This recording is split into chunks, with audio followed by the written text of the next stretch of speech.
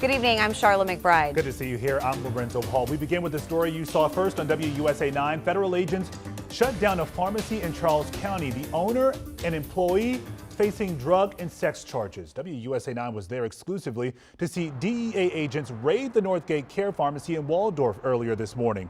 Police say this was all part of a year-long investigation. Scott Broom is in Waldorf tonight with much more.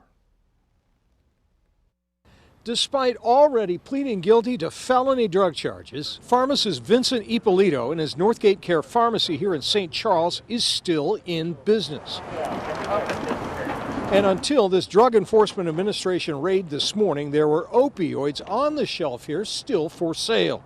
62-year-old Ippolito, a one-time county council candidate, could be seen as agents seized his federal and state licenses to handle controlled substances.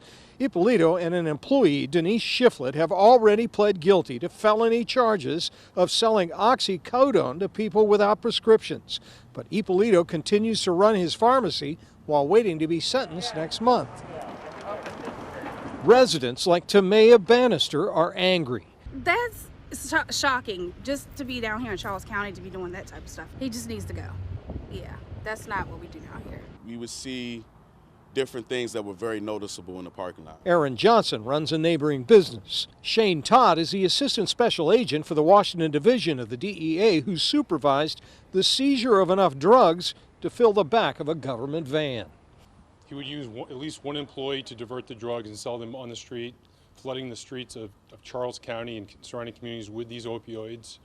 And in addition, he would do hand-to-hand deals with addicted females in exchange for sexual favors. There were more than 2,500 opioid-related overdose deaths in Maryland in 2020. The last full-year statistics were reported on the state's opioid dashboard. Ippolito refused to do an on-camera interview, but he told me that federal agents are, quote, making a bigger deal out of this than what it was. He is now facing prison. He told me he is considering retiring and closing the store. In Waldorf, Scott Broom, WUSA 9.